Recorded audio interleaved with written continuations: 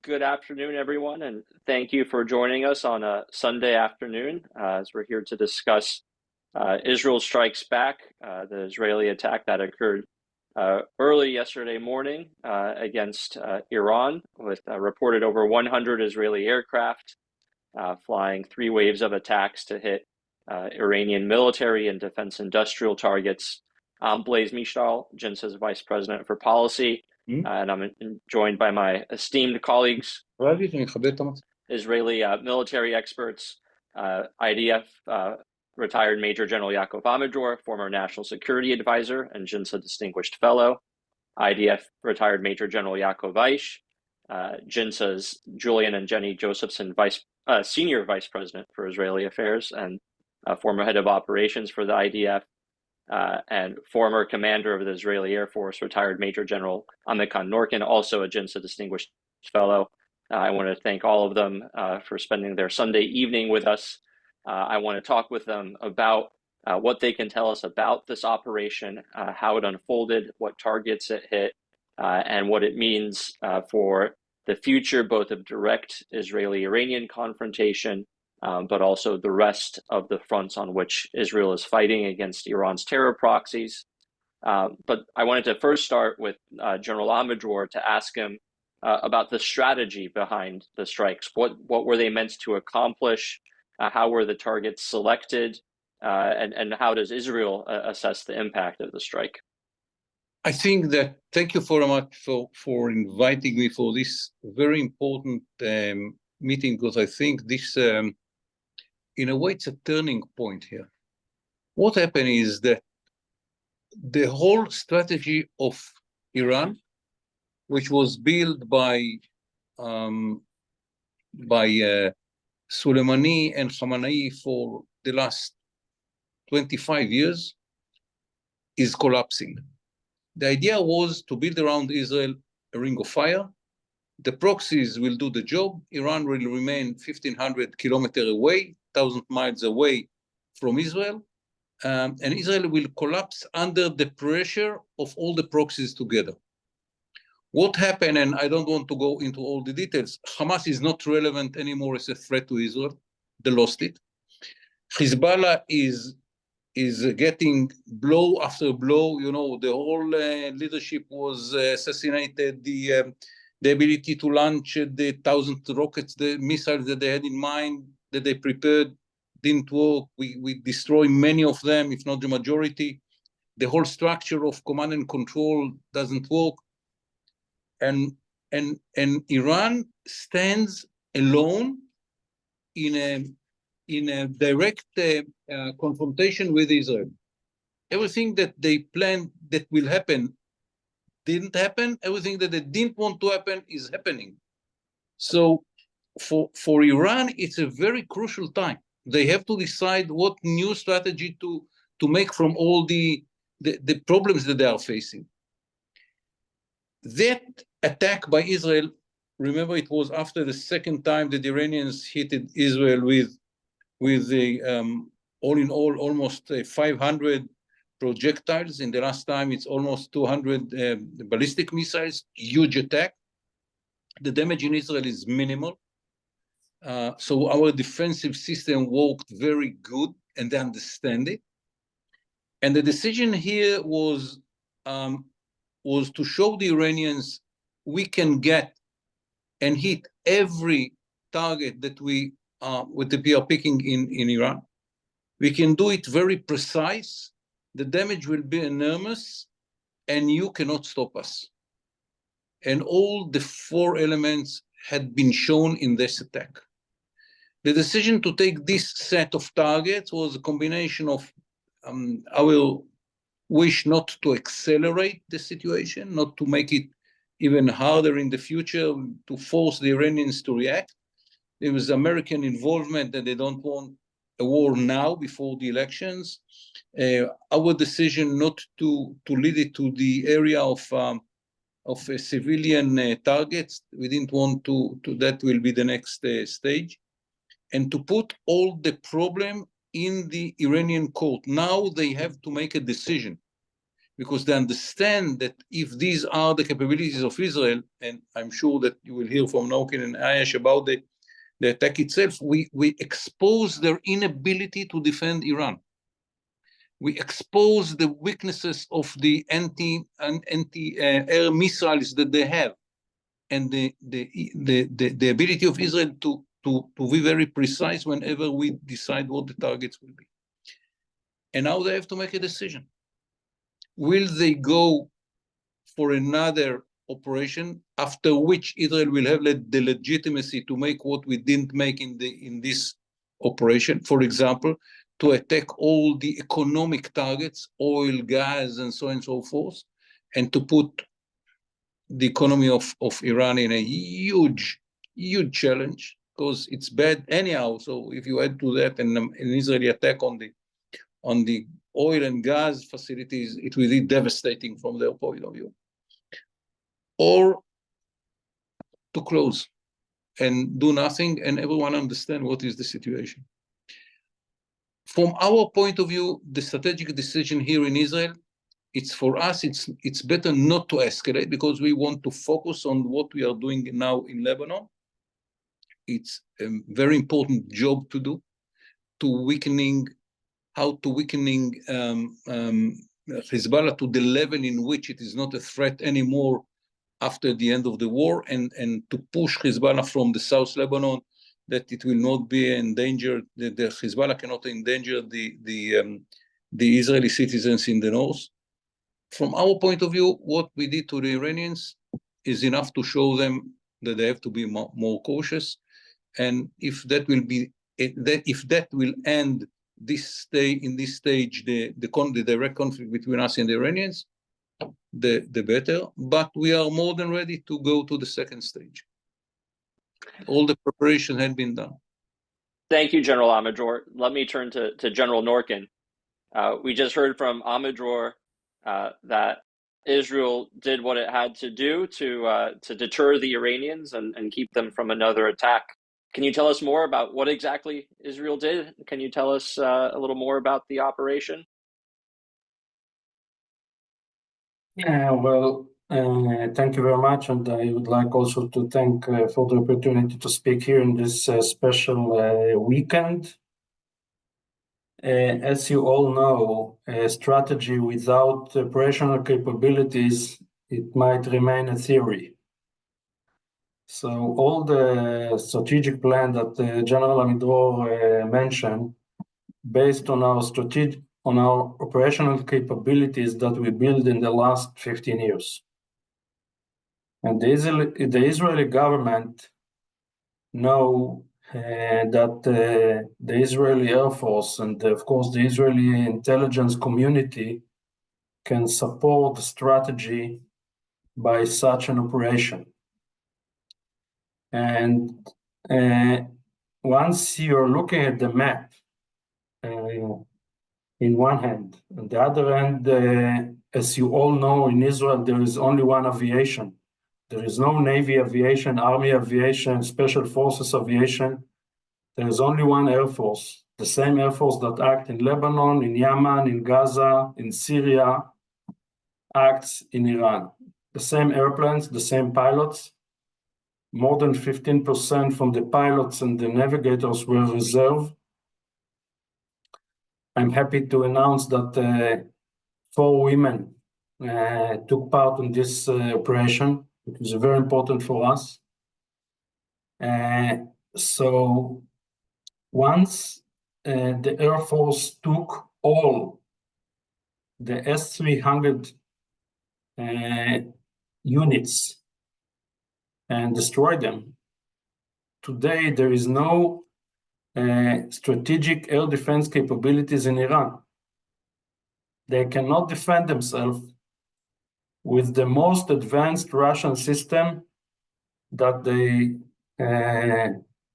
got from Russia since the last 6 or 7 years. So this is the first layer. The second one is that the Air Force act in more than one area. We didn't act just near the border or just in the north part of Iran. we act in more than 3 areas, different areas, and by that, we project power in different areas, and the Iranians should understand that we get to any targets in any area in Iran. Third, as you all read at the newspaper or the media, the targets at the missiles industry that we choose, they are a very important one, and those machines affect the capability of Iran to produce ballistic missiles. And the fourth layer is the target that we attack, that in those targets they are used to, as been published in the media, used to do some test for the, let's say, nuclear capabilities. So, having said that, all the 4 parameters that I mentioned present the Iranians the operational capabilities of Israel, and by that, the strategy that Amidror mentioned is that you shouldn't push us to the next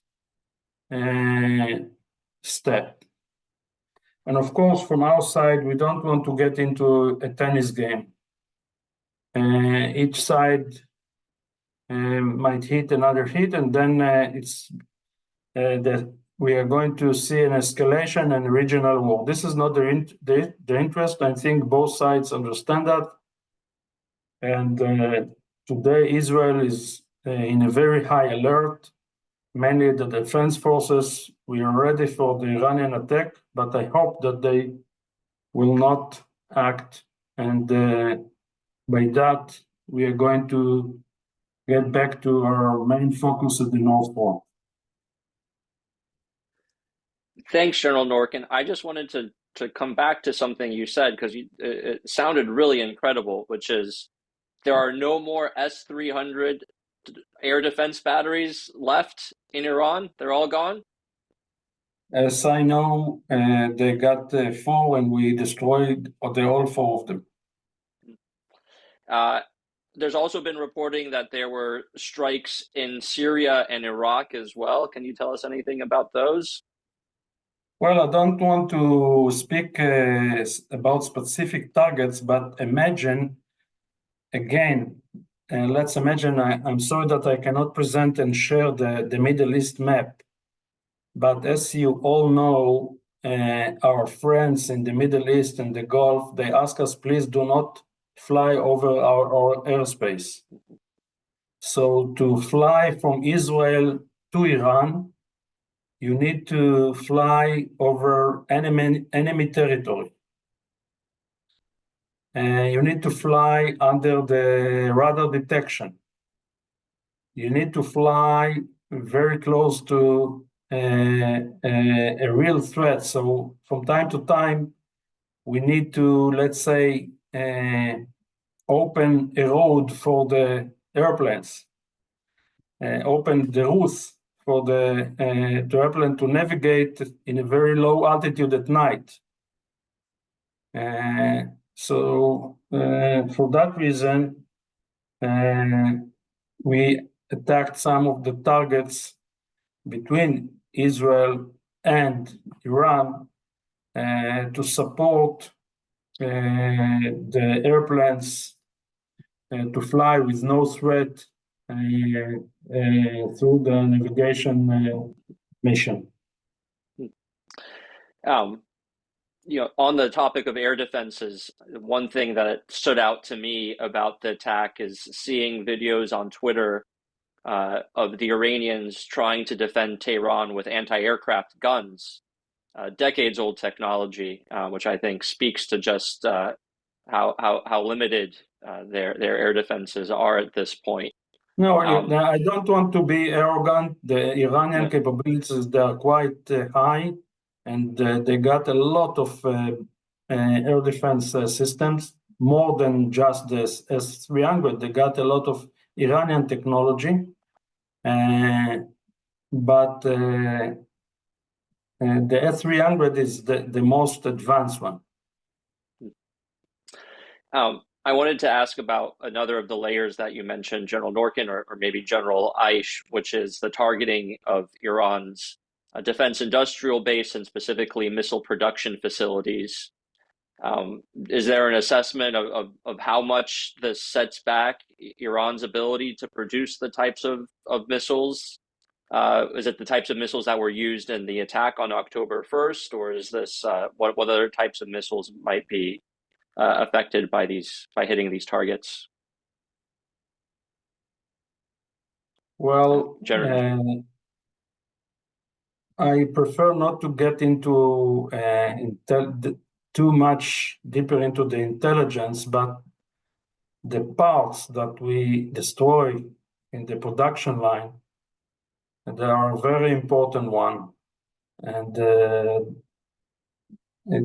attack was a very precise attack, and I think that it's going to affect the ballistic missile production line.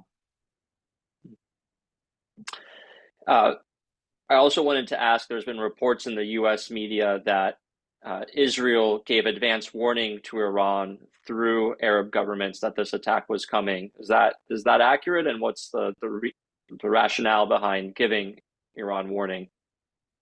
I think that there is no, let's say, direct line between Iran and Israel.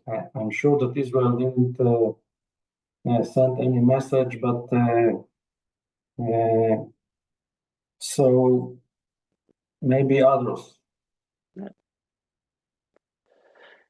General Ayish, I wanted to ask you, General Amidror, in describing the Israeli strategy, listed a couple of different factors that led to choosing of these targets.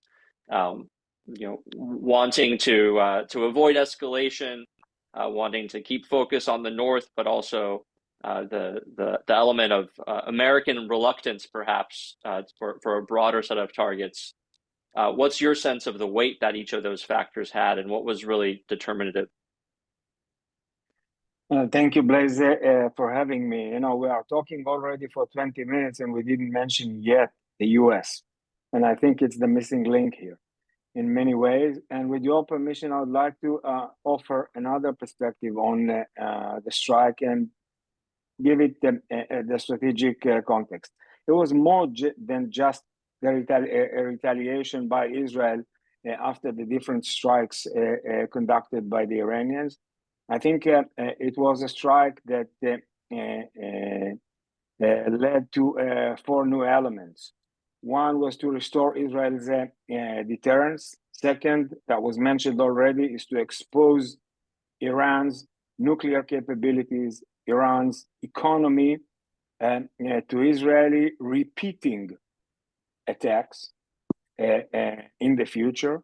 The third was a strike that exposed the weakness of Iran, and by that contributed significantly to shatter the fire circle that Iran was trying to build around Israel, obviously together with the fact that Hamas is shattered and Hezbollah suffered a severe blow so far. And all those 3, practically speaking, led to undermining Iran's position as the major instigator of terror in the region with their partners and the others that were watching them. And I think in that sense, the strike is more than just a historic strike. And in a way, it's the first time that the Air Force is opening the envelope to a level of, that we haven't seen operationally done, even if you would compare it to what we have seen from the Israeli Air Force in Iraq and in Syria and in Yemen. It's more than just a question of range. It's a totally different challenge. and General Norkin have mentioned the S-300 batteries, but if we had the time, he will mention dozens of other batteries of all types, Iranian made, Russian made, which are still a challenge in Iran. Having said all of that, it is a phase out of the whole concept that was subjected to an international pressure, American pressure, which in a second I'll say a word about, that led for a very careful, calibrated operation with selective targets. The air defense was mentioned already, manufacturing, strategic capabilities were mentioned, and I'm sure that in the next few weeks, we are going to hear about some other targets that we are not able to elaborate. All of those are serving the strategic targets that I've mentioned. And now, when they are exposed, the big question mark is how we are going to continue. But one of the major reasons for that, I would say, type of strike was also a certain pressure that was made by the US on one hand, and a defensive help that was offered on the other hand. The THAAD battery is an example, but it's not only the THAAD, it's some other US capabilities that were part of that strike, mainly at the defensive level, but some of them were contingencies. Not everything should be used unless you really need it. And as everyone knows, we prefer to do things by ourselves. But that's practically the situation. I think it was affected significantly from also the administration. And we can see that type of pressure affecting not only this type of strike, but also the way we are conducting operations nowadays in Lebanon and in Judea and Samaria. And I'm sure that the word munition is going to be heard again and again in this discussion. Let me ask also about the timing of the strike and how much was that affected by the need to, it sounds like, have these protracted negotiations with the US about what could and couldn't be hit or what support the US was or wasn't going to provide. Did that impact the timing of the strike and why we've waited almost 3.5 weeks to see this Israeli retaliation? Well, I think it was, go ahead, Norkin. first of all, we just finished the Jewish holidays here in Israel. I think it was a parameter for the Israeli society that is under pressure for a year not to do it in the middle of the holidays. I think that from day one to another, the Air Force polish and let's say sharper the plans. We got more and more intelligence with a very precise and close cooperation with the American Air Force, with the CENTCOM. So from day to day, the plan become a better plan. And as always, once you speak about Air Force, the weather is a parameter. So the weather, we wait for the best conditions, weather conditions and operational conditions. And by that, we choose also the right day to minimize the collateral damage. As Amidror mentioned, there is no interest in Israel to kill Iranian citizens. And in those, in this specific time frame, I think that the collateral damage was a very minimal collateral damage. No Iranian citizen been hurt or killed. In this operation, they report about 2 soldiers. Speaking of the U.S. influence on the operation, I wanted to come back to General Amidror because you made a suggestion in your earlier comments that interested me when you suggested that Israel didn't have the legitimacy now to strike a broader range of targets, but if Iran responds, then Israel might have legitimacy to go after economic and political and other targets. But if Israel didn't have legitimacy after Iran fired almost 200 ballistic missiles at Israel, when will it ever have legitimacy to go after Iran in a bigger way? You know, the legitimacy is not mathematics. It's something very soft. When the president of the United States is saying that he made the Iranians understand that it should be the end, and Israel very precise without collateral damage, just to hit the targets, it will be much easier for Israel to have legitimacy if the Iranians try again to launch missiles on Israel. It will be the 3rd time. And it's very important that that was made clear by our decision makers beforehand. So you put the Iranians in a situation in which they have to understand that we understand that we will have their legitimacy. Legitimacy is not something that you can calculate in a computer. And I really think that if they will, after this success of making very clean operation without collateral damage, that will be seen internationally and mainly in Washington as something legitimate. What will be the preference in Israel is to go after the nuclear or after the economy? Good question. I don't have an answer to, or both. I want to add 2 remarks. One, I think it's very important that the TAD was here. Because it's very important that the Iranians and the people in the Middle East understand that America stands with its ally. The Americans lost a lot of credibility relating to those commitment of the United States of America. And here it's very important for America, and because of that for us, to show that the Americans stand with their allies. The second one is about Israel. We are speaking about an attack on Iran at least 15 years. And all the time, question had been asked, can we do it? What will happen? What will be reaction? How far? How many casualties will we have? Blah, blah, blah, blah. All these questions. For the self-confidence of Israel, this operation is very important. Now, every decision maker in Israel understands that he has a tool that we can make it. I mean, the targets relating to the nuclear issue are different targets. Some of them are very deep under the mountain.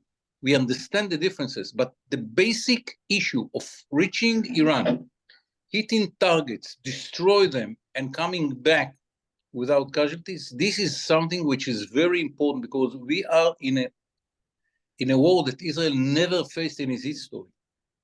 We are fighting against in different battles in Gaza, in Lebanon, in Yemen, in a way in the West Bank. And today, another Israeli was killed by a terrorist inside Israel near Tel Aviv, very close to Tel Aviv.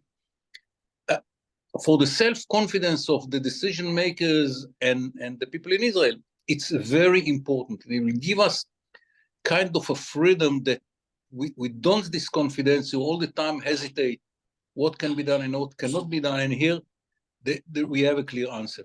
Yes, we can do it. And I think that both these remarks are very important. The involvement of America side by side with Israel, yes, in the defensive side, it's well understood.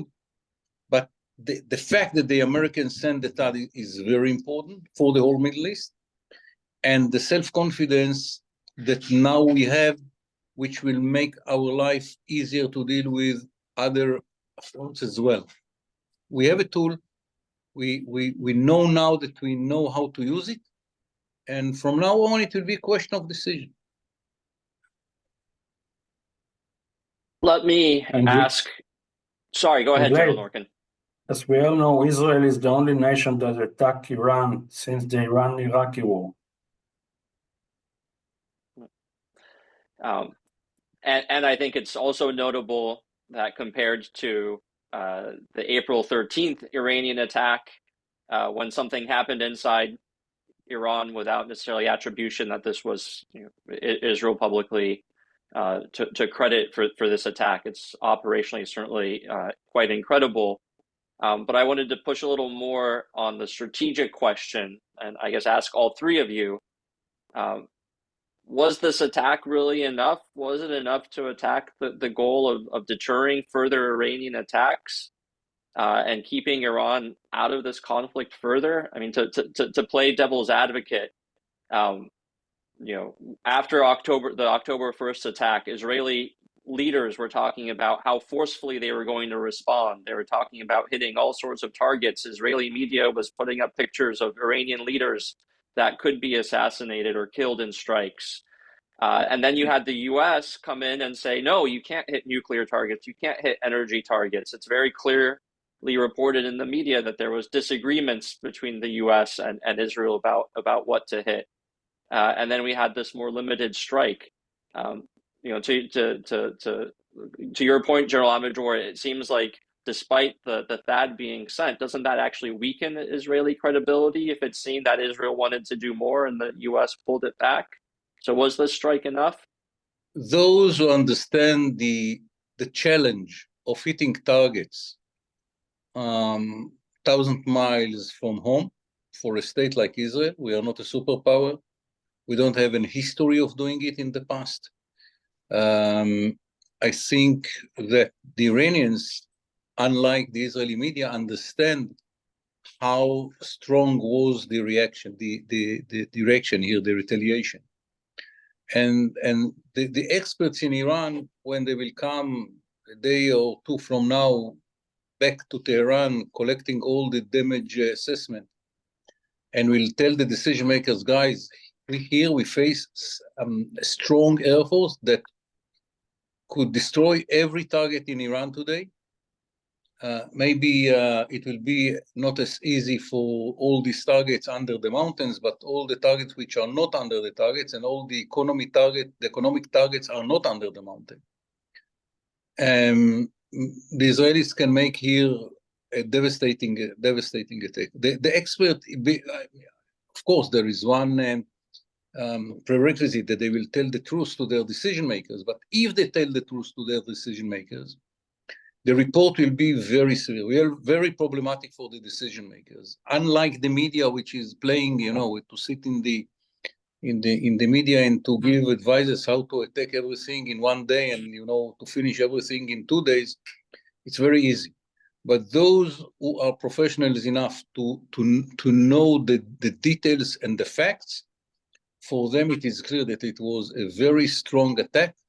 Look, 20 targets at the same night, and exposing the whole ability of the Iranians to defend themselves. Will it achieve deterrence? I don't know. But it will give the decision makers a clear message. If you do something, you are taking huge risk. Will they take the risk or not? I don't know. This is something different. But unlike what was, I know that in Israel, if you hear the non-expert commentators in Israel, you can believe that Israel can finish Lebanon today and Iran tomorrow, and at the end, towards the weekend, everything will be settled.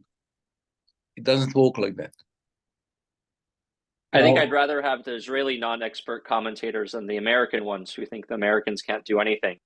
But General Ayish, let me ask you. By the way, someone in America will have to learn the lesson and to ask himself,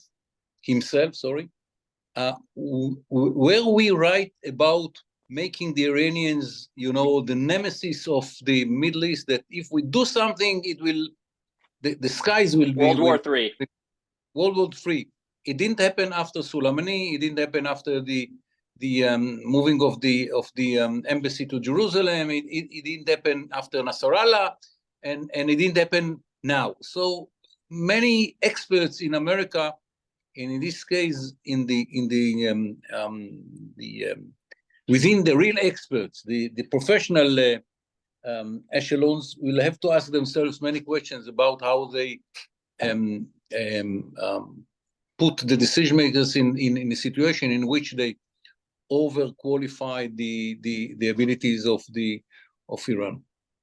Turn it into the 800-pound gorilla, as we say here. But General Ayish, let me ask you, was this strike enough? Okay, so it's a very interesting question. In a second, I'm going to answer it. While we are speaking, American forces on the border between Syria and Iraq in Tanef are attacked with UAVs and different type of missiles. This is this neighborhood.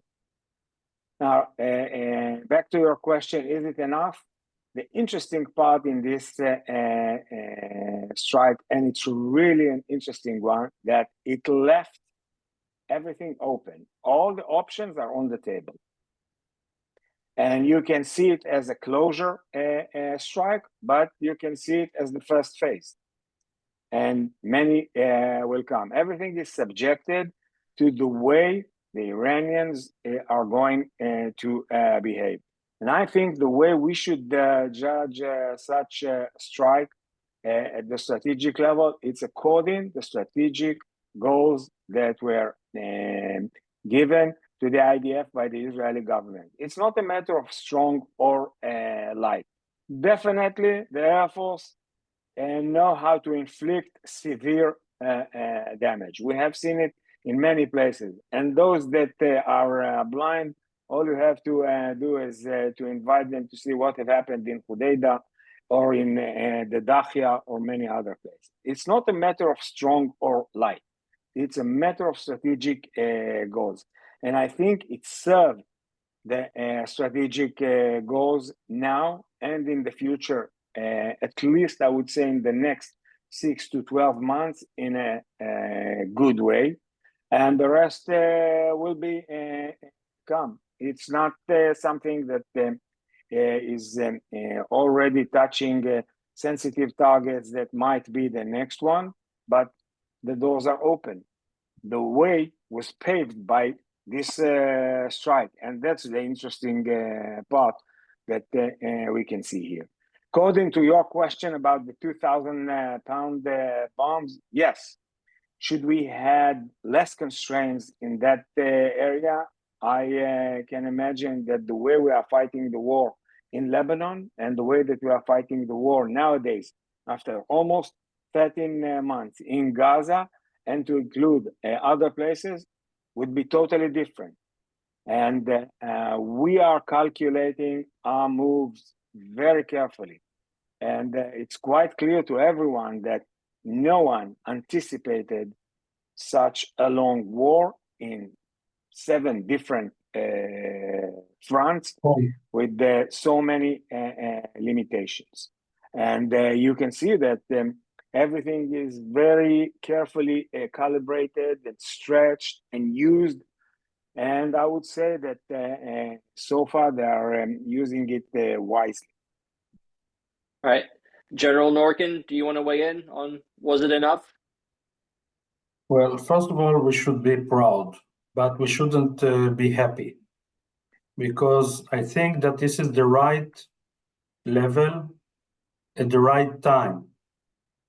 But we should prepare ourselves for a much larger one in the future.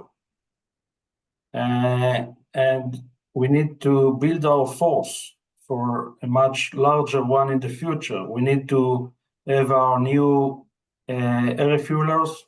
As you all know, the KC-46. We need to have the platforms, the F-35 and the F-15I.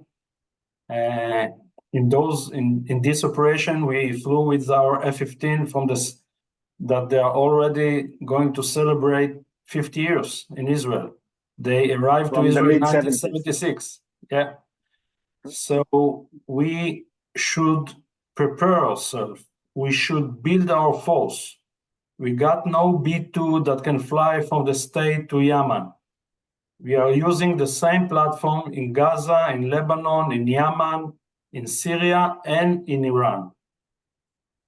So yes, this is the right size of the operation, the right size of the right amount of targets, and I think that this is the kind of targets are a very important parameter. It's not just 20 targets; it's the right targets.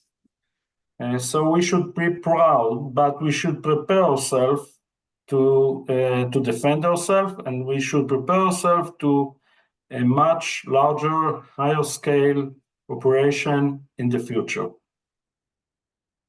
I have one or two more questions, and then I want to get to any questions from the audience. So if you're watching and you want to pose a question to Generals Amidror, Ayish, or Norkin, please feel free to submit them using the Q&A function, and I'll read them out afterwards. But General Ayish, General Norkin, you've both talked. I can see that the last question about Saudi Arabia. Yeah. This is part of the, let's say, the political culture in the Middle East, or maybe it's a global trend. Your declaration above the table is different than the declaration below the table. So I think that the main issue with Saudi Arabia is to pushing forward to a peace agreement, to normalization procedures, and all the other declarations about Iran and the Israeli attack. There's no meaning.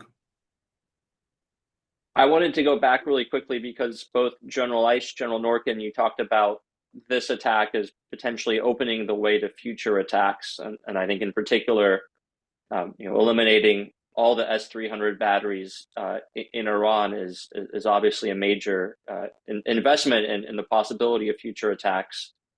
But how long is that window open?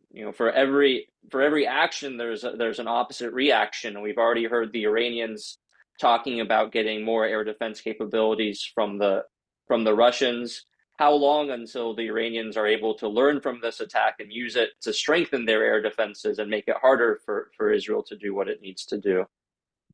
Well, it's always a competition between us and our enemies.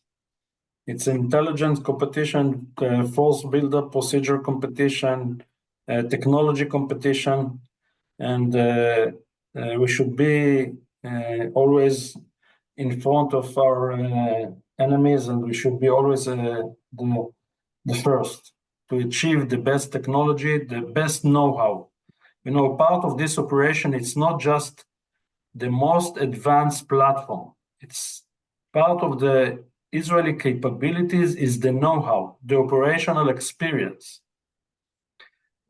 So we should learn. There are always some mistakes. And I think that if you're going to the right plan, we are going to be able to do even larger and wider operation in the future, with or without a new air defense system. I guess pivoting to questions from the audience. I guess one of the questions that we got was about how this might impact Iran's nuclear program. Is there a danger that Iran might feel more threatened and therefore accelerate plans for a nuclear weapon as a result of this strike? The answer is probably yes. Logically, it might be one of the results. But I think that here is very important what will be the lesson that the Iranians will learn. If they learn that Israel has a free, easy ability, not free, but easy ability to attack, they have to consider vis-a-vis the need to accelerate the ability of Israel to react. So I don't know what will be at the end of the calculus, but remember that by this operation, we show them that they are very vulnerable, and they have to take it into consideration. So they don't know what will be the result. And the second issue is that if it is about nuclear capability, America might be in the equation as well. So I don't think that anyone has an answer to this question. The answer is yes, that might consider it, but they have to take both elements into account. General Norkin. Blaise, I recognize here two questions about Lebanon. I think it's very important issue Lebanon. First of all, about the amount of missiles that the Hezbollah launch every day toward Israel. The Hezbollah capabilities before the Israeli activities were to launch 3,000 to 5,000 rockets per day. 3,000 to 5,000 rockets per day. And today, Hezbollah launching every day between 100 to 200. And this is the amount of missiles that Hezbollah launches because of the Israeli activities. And we cannot destroy the last missile, the last launcher. So until the end of this conflict, they are going to launch rockets to the north part of Israel. We should reduce the amount of the rockets. We should defend our population with Iron Dome, but they will keep the same amount of rockets, I think, until the end of the war, and we are going to finish our operational missions in the next few days. So I hope that we are going to see some, let's say, diplomatic activities in our north front. Second question about the Lebanon defense forces. The Lebanon defense forces are not strong enough to control the south part of Lebanon. So Israel should be able to defend herself by controlling any population, any target, any activities at the south of Lebanon. Of course, as a second layer after an agreement that no Hezbollah will be there anymore. So we cannot put our budget over the Lebanon defense forces. They are not capable to do those missions. A couple capabilities questions for you, General Norkin. One about aerial refueling, which I think you hinted at, but if you can say any more about the capabilities that Israel used in the attack versus the capabilities it would like to have. And then another question about the timing of the laser defense system, Iron Beam, and when that might come online. Yeah, so we are going to have the first KC-46 next year. It took us it was too long procedure, and the amount of the platforms is too small, but it's the first step, and I'm happy for that.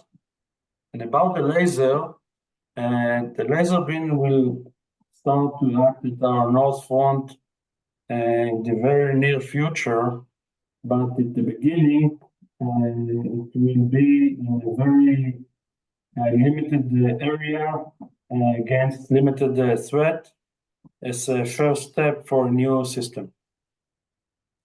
And if I understand correctly, it'll be defending more against rockets and smaller threats, not against the types of ballistic missiles that were launched by Iran. Exactly. One more question for you, General Norkin, going back to one of the 4 successes that you listed in your opening remarks, which was included hitting a testing site for nuclear capabilities. Can you elaborate any more on that target? I think it's already too much information. Fair enough. And then we have a couple of questions on the Iran-Russia connection for maybe General Amidror or General Ayish. One is whether Israeli operations against Iran are limited at all due to Russia's presence, I assume, in Syria, and then whether Russia's need to use assets in the Ukraine war might limit what its ability to provide Iran with new capabilities is going to be.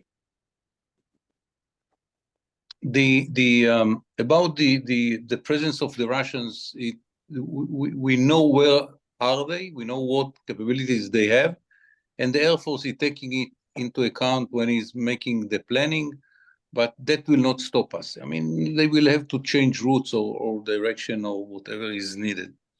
The Russians will not interfere actively in any of such an operation. One of the reasons that they don't want to be in a position that we will have to show that the system do not work. About the second question is more complicated. It's a question of prioritizing their capabilities. If they decide that for Russia to show, as I said about America, they stand with their allies, it's very important to give the Iranians a new radar and whatever was destroyed by the Air Force, they can do it within two weeks. It will be in Iran. But they have to make a decision where to take it from. Because in Russia today, they have to defend Russia itself. When the Ukrainians are using gaps in the defensive system to use it against Russia. So it is not an easy decision, but it can be taken. If decision, if Putin decided to show his support to Iran is number one issue, and within 2 weeks they will have 1 or 2 facilities that will be rebuilt or refurnished. And remember, the Russians need the Iranians not just because they are allies of Russia. They need them for practical issues, for drones and so on. So the calculus of the Russians will be more problematic from our point of view. They need Iran for some issues, but at the end, the Russians are not going to fight for Iran, and it will be Iran vis-a-vis Israel. And this is why this operation was so important, to show everyone in the Middle East, the Iranians, and for ourselves in a way. Yes, we can. And maybe General Ayish, last question for you, actually. Several questions about this, the announcement of military exercises between Saudi Arabia and Iran. Are these indicative of normalization being off the table, or a change in the possibility of it, or how should we interpret them? I think General Norkin way of describing it, above and under the table. Welcome to the Middle East. If you want to see the crowded area, usually it's under the table. Very crowded under the table. I'm not. There's nothing much to add about that. Actually, I'd like to say a word about what General Amidror said about Russia and Iran. I think when we were saying during this discussion that the targets in Iran were carefully chosen by us, we took in consideration all type of circles and relations. When the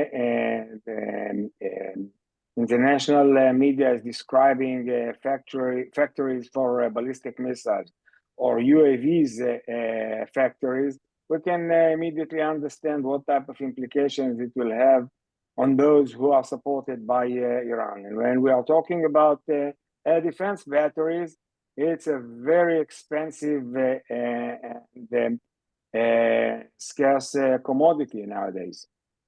And not only in Iran, by the way, also in Lebanon or Syria, the Ukraine-Russia war, and elsewhere. So it's not a decision that they can make tomorrow and immediately compensate on what was taken without exposing themselves. And we talked already about the fact that the interesting part in this operation is the options that were now open for Israel in exposing and literally killing certain capabilities out of the Iranians. And now they have to decide what to do. Well, with that, let me thank you, General Amidror, General Ayish, General Norkin, for your time this evening, for sharing with us your information and thoughts. And I'll conclude with something I think General Norkin said: we should be proud, but not happy. Very, very wise words. So thank you all. Wishing you a good night, and thank you for everyone who tuned in. And we'll see you on the next webinar. Thank you. Thank you. Bye-bye. Good Good night.